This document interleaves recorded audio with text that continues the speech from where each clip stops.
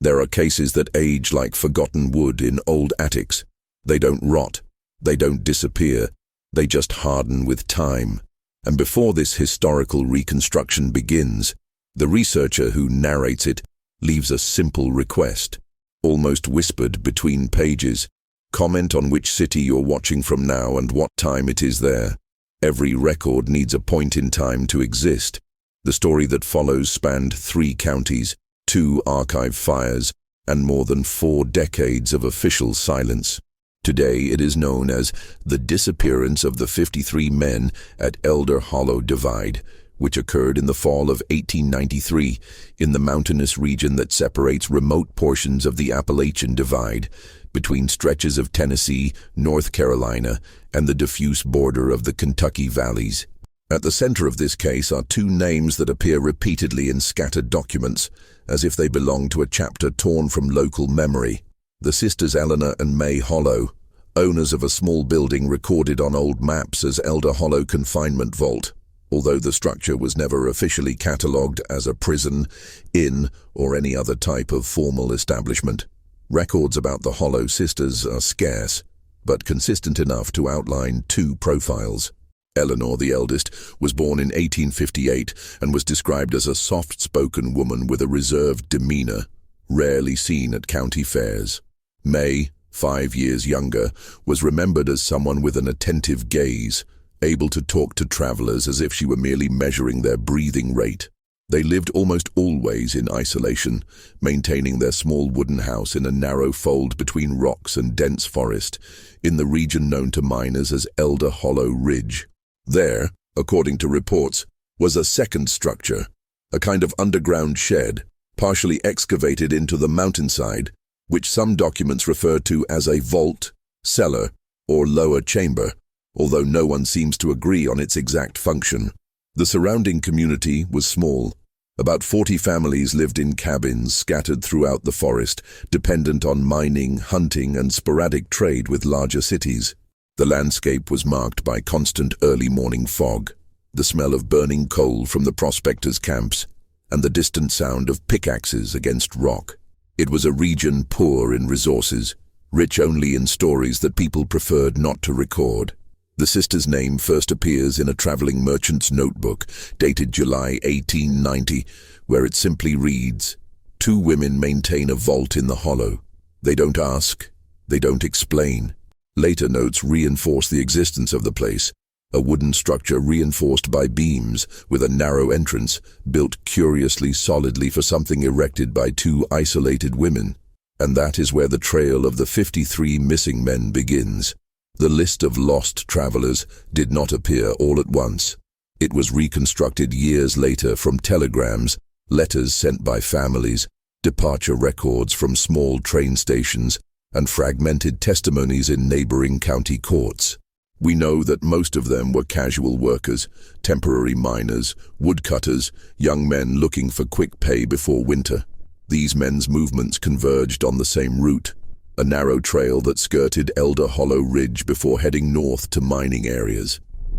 The most intriguing detail appears on an incomplete railroad map found in the Sullivan County Archives in 1911. In the margin of the drawing, in the hurried handwriting of an unknown cartographer, it reads, 53 passed through Hollow Sisters Divide, none reached next ledger. 53 passed through the Hollow Sisters Divide, none reached the next ledger.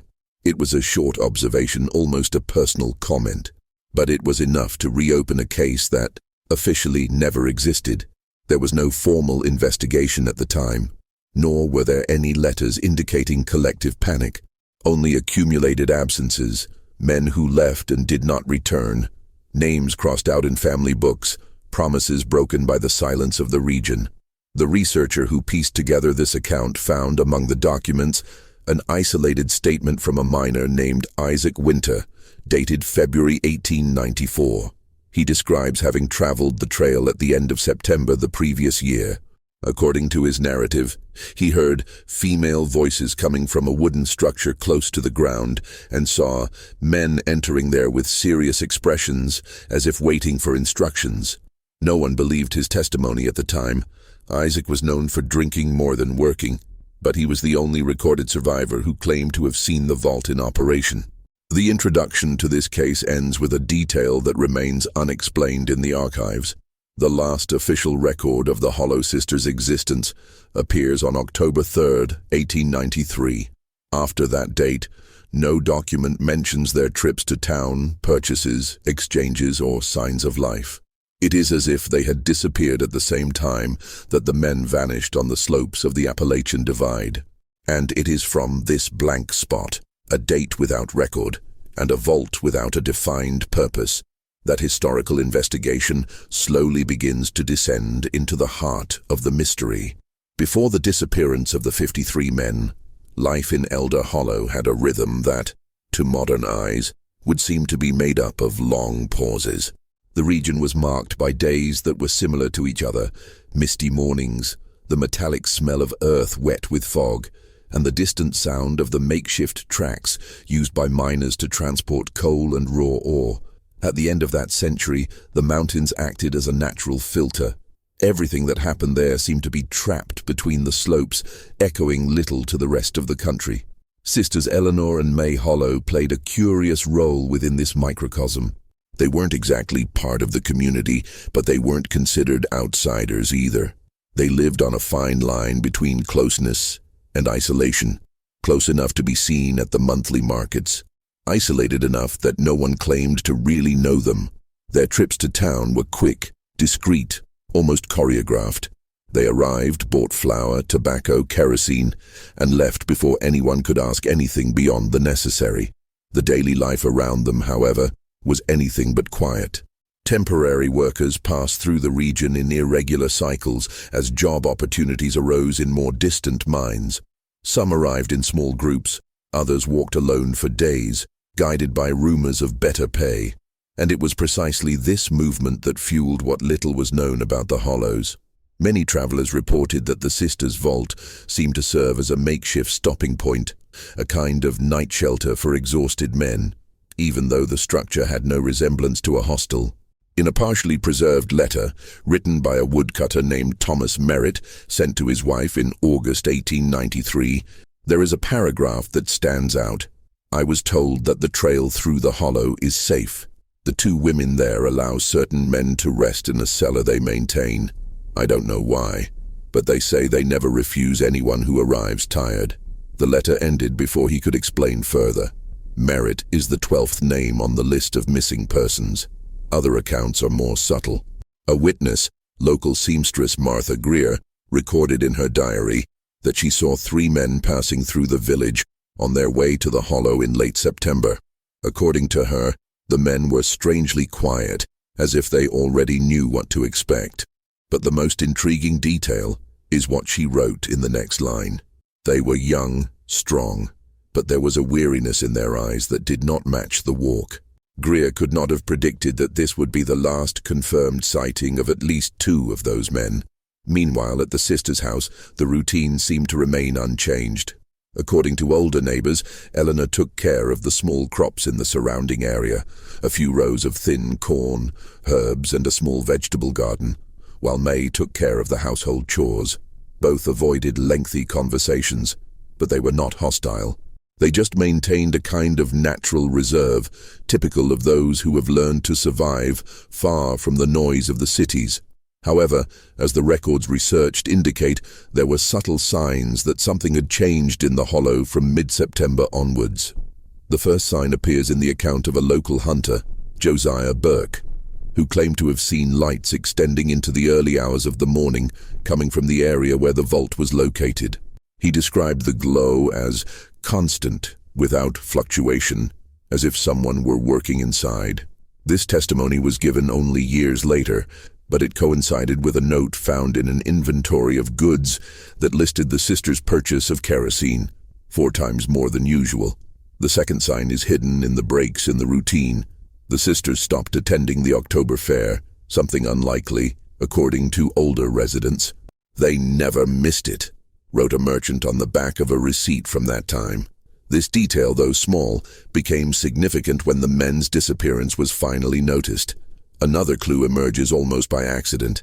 In a letter sent by a traveling missionary, Reverend Caleb Morris, there is a brief mention of the itinerary he intended to follow. He writes, "I will pass through the division where the two reclusive women live. They are said to offer shelter to travelers." The Reverend never reached his next destination. His name became the 29th on the list. The context of the time also helped to conceal what was about to happen. Communication between counties was slow. Single men or itinerant workers often disappeared for weeks or months without raising suspicion. Families received delayed news, if they received any at all. In some cases, it was believed that the disappearance was simply the result of a sudden change of job, mine, or city. Therefore, during that very interval of weeks in 1893, no one noticed that dozens of men were disappearing along the same route. The researcher responsible for reconstructing this chapter of history describes this period as the most dangerous calm ever recorded in Hollow. A calm that did not herald a storm, it heralded absence. Daily life seemed to go on as usual. But in the few records left by travelers, in the testimonies that survived, and in the silence that hung over the sisters, there was a loose thread, a feeling that something was out of place, about to break. And when it finally broke, there was no turning back. The block ends with the last known record before the fateful night, a note found in the pocket of one of the men who never returned. The paper, partially destroyed by moisture, read only, "I stopped at the vault." They said it would be quick. No one knows who wrote it. But it was the last living trace before Hollow swallowed 53 names. The last days of September 1893 were marked by an early cold snap, unusual for that part of the Appalachian divide. The wind descended from the slopes like thin blades, cutting through the trails and scraping the vegetation as if autumn had decided to arrive silently and immediately. For travelers who perished between one mine and another, this cold was not just uncomfortable, it was an urgent reminder that they needed to find shelter before nightfall. It is precisely in this contrast between the haste of men and the stillness of the mountains that the documents begin to converge on the same date, September 28, 1893, the last time one of the missing men was seen with absolute certainty. The account belongs to railroad worker Edwin Clay, who recorded in his diary that he saw a group of 6 men carrying tools heading toward Hollow just before sunset. He noted that the men looked tired but determined to reach some kind of shelter before nightfall. At the end of the text, Clay added a sentence that, due to its coldness, ended up becoming one of the most repeated by researchers. There were 6 of them. None of them passed through the North Station. The weather that night was reconstructed from fragmented reports and meteorological records from neighboring counties. The sky remained overcast, the moon almost invisible behind dense clouds. The predominant noise was that of trees creaking in gusts of wind. There was no storm, just a silence punctuated by natural noises, a kind of stillness that is amplified in mountainous regions and makes any human movement sound out of place, almost intrusive. Shortly before 8 o'clock, according to the belated account of a hunter named Eli Turner, he heard what he described as hurried footsteps on the trail, coming from the direction of the hollow. Turner claimed to have seen shadows crossing the path, but the low light prevented him from distinguishing faces. Still, he insists that there were several men, 4 or 5, maybe 6, following in single file, as if responding to some call or instruction. None of them seemed to hesitate. There was no exchange of words, no pause, only the sound of boots hitting damp earth and broken leaves. This testimony, although imprecise, connects with the testimony of another source, a resident named Preston Howe, who reported seeing intense lights coming from the direction of the vault that same night. Howe described the lighting as steady, continuous, creating a kind of yellowish stain against the darkness of the hillside. According to him, the light remained on without interruption, as if someone were working inside, and, even stranger, as if they had no intention of hiding it. The researcher responsible for reconstructing the case devotes several pages to attempting to understand the movement recorded that night. The sum of the testimonies suggests that several groups of men arrived at the hollow at short intervals, all converging on the same point, the narrow entrance to the vault. There are no reports of noise, commotion, protests, or visible tension. There is no description of men being forced, pressured, or persecuted. What exists is an almost disciplined silence, which raises the question that has marked the case for more than a century. Why did so many men voluntarily walk into a space whose function no one understood? The climax of the reconstruction, however, begins with an object, a piece of charred wood, found by amateur investigators in the early 20th century. On the inner surface of the fragment, preserved by time and now kept in a local archive, there are irregular carving marks. 3 archaeologists consulted by the researcher stated that the marks are of human origin, probably made by small blades, and that they represent numbers or attempts to count them. A short but decisive sequence: 47, 49, 53. The numbers appear in ascending order, separated by long dashes, as if someone were tracking the entry of successive groups into the vault. There is also the last confirmed report of someone who actually touched the structure. On the same day, the 28th, hours before nightfall, Isaac Winter, the miner who had already claimed to have seen men entering the vault months earlier, returned to the trail in an attempt to reach a more distant mine. In his testimony given in early 1894, he describes seeing activity at the site again. "I heard murmurs coming from inside. I couldn't make out any words. I saw at least 2 men entering. The women were near the door, but they didn't seem to be stopping or guiding anyone. It was as if everyone already knew what to do." Winter also reported a sound that repeated itself as he watched from a distance. A sharp impact, similar to wood being moved, followed by a kind of dull thud, something fitting into place, closing, locking. The sound echoed through the woods, muffled but distinct enough for him to remember months later when questioned. From that point on, the documents enter a foggy region. There are no witnesses to what happened inside the vault. There are no descriptions of internal movement, no survivors, no traces indicating confrontations, screams, or turmoil. The absence of noise, confirmed by the distance between the houses and the density of the forest, is what makes the case even more disturbing. The researcher, analyzing the gaps, proposes that the disappearance occurred in short stages, probably over a window of 3 to 6 hours.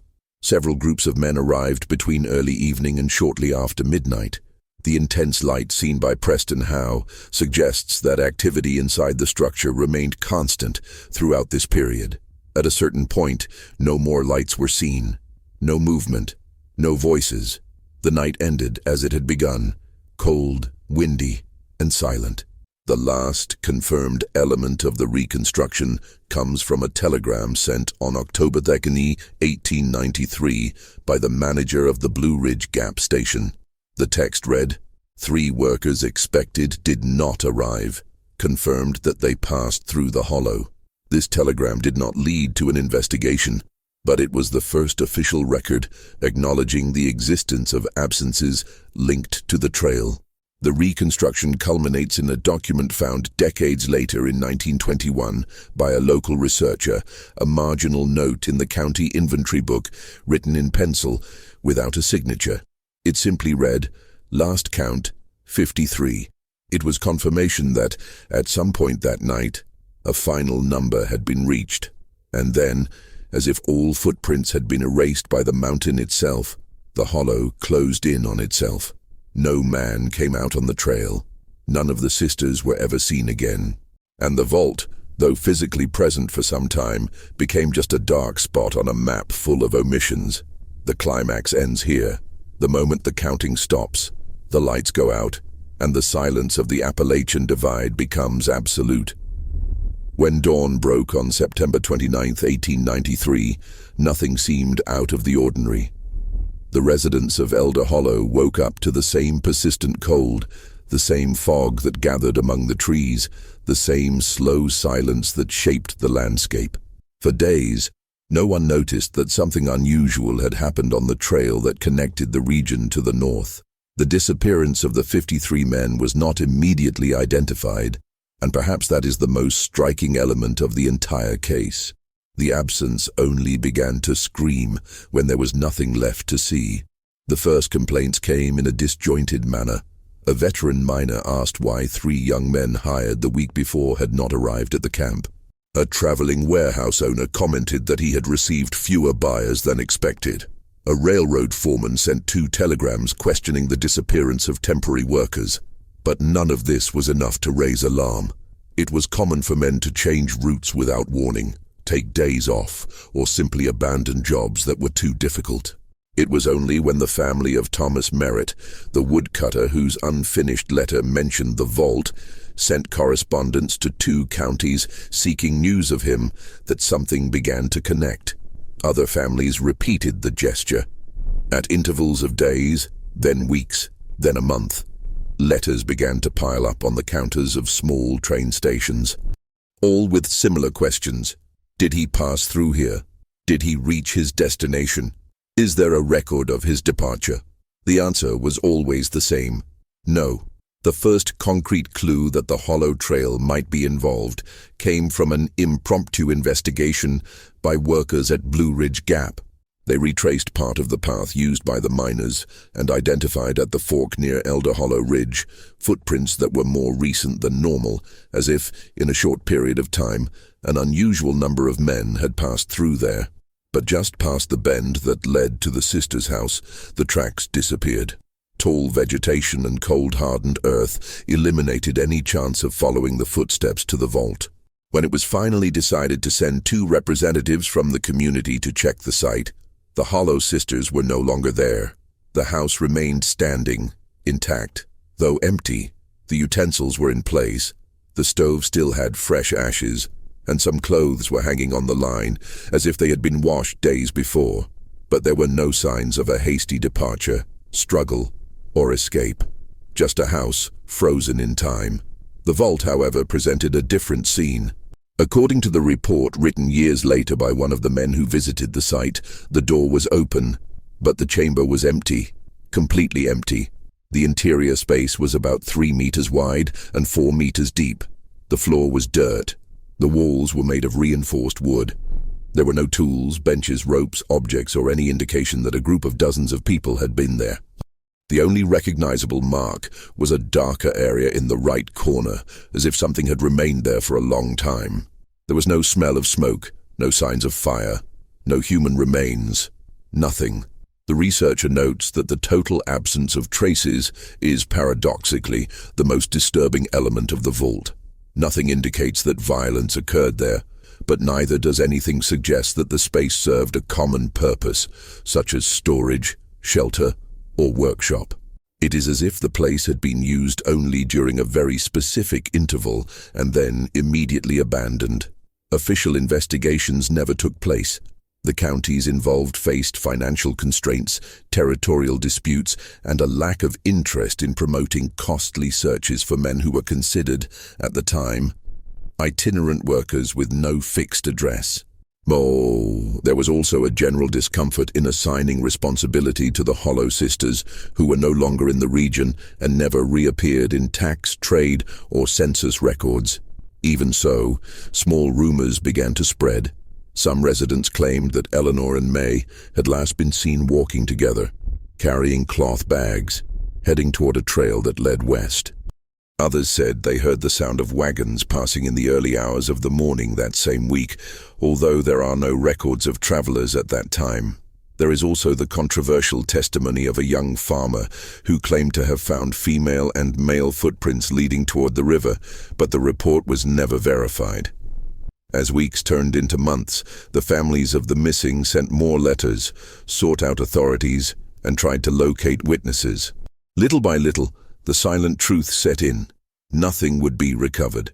None of the men had reached their destination. No bodies were found.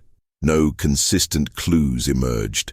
The hollow remained intact, as if it had swallowed not only the travelers, but also any possibility of explanation.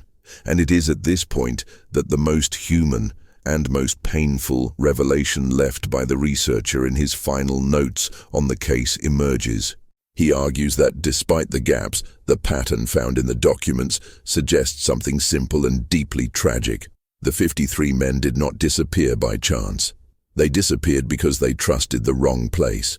The vault was seen as a shelter, The sisters were seen as a neutral part of the landscape, someone who offered rest, not danger. In a tired, harsh and cold region, the promise of a safe space was enough to make dozens of men enter that underground space, and none of them leave. The revelation, therefore, is not a secret hidden under the mountains, but a fragment of humanity common at the time.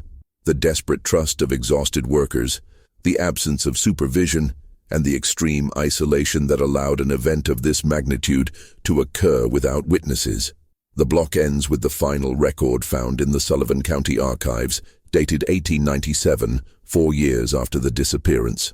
An employee notes, without context, without continuation, "Case closed due to inability to conclude." And so the story moved on to its final silence. Decades later, when the Elder Hollow Trail no longer existed as a passageway, and the vault had become just a forgotten spot on old maps, the case of the 53 missing men began to inhabit the territory of memory more than that of the archives. The region changed, the mines closed, the local economy dispersed, and the families who once lived among the valleys migrated in search of work. Still, the hollow remained as a kind of quiet scar on the landscape, not visible from a distance, but deeply felt by those who knew its stories. The researcher responsible for reconstructing this account, whose identity in many publications appears only as H.R. Callum, the initials and surname he himself used as a way of maintaining distance from the subject, wrote that what impressed him most was not the number of men lost, but the way the case dissolved without resistance into the daily life of the time.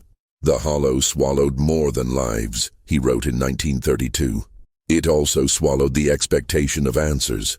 Revisiting the old trails, now overgrown with moss, Callum described the region as a place where the wind seems to speak twice, once about what was lived, once about what was never said. He noticed that the trees had grown unevenly, as if something had interrupted their development at the end of the previous century.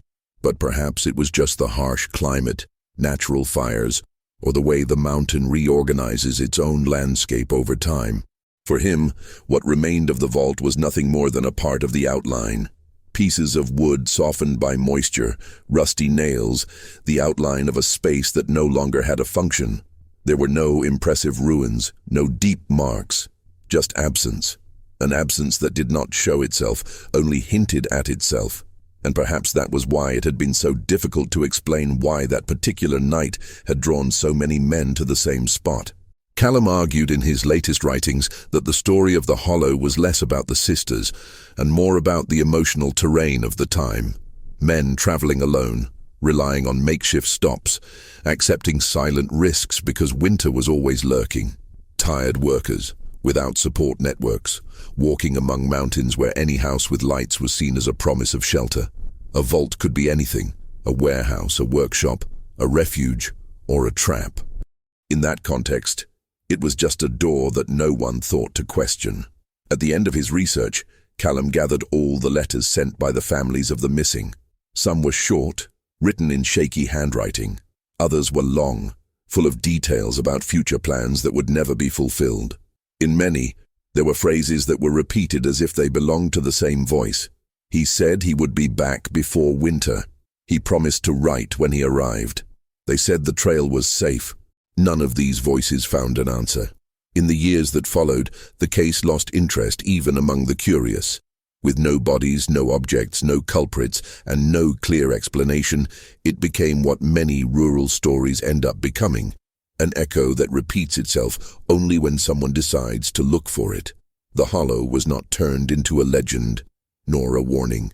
It was simply forgotten, absorbed by the earth, by the vegetation, by time.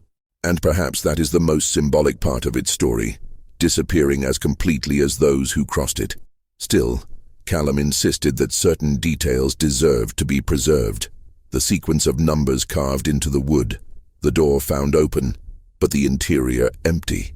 The absence of the Hollow sisters in subsequent censuses, the lights seen that night, the interrupted letters, small pieces of a mosaic that never came to exist in its entirety. In his last manuscript, dated 1934, he wrote, "I seek no explanations. I seek only to keep the dignity of silence intact." And he concluded with a reflection that would become his most quoted phrase: "What disappears without a sound leaves no answers. It leaves only the responsibility to remember." Today, the story of the 53 men remains an incomplete record, an interrupted line in the chronology of the Appalachian Divide. There is no official conclusion, no unified theory, no consensus among historians. The only certainty is that between late September and early October 1893, 53 men walked into a space that seemed to offer rest and were never seen again. The trail changed, the village dispersed, the vault fell apart. But the silence of that night remains, a silence that, even more than a century later, still weighs like old wood in the wind. And it is with this silence, heavy, persistent, inevitable, that this narrative ends.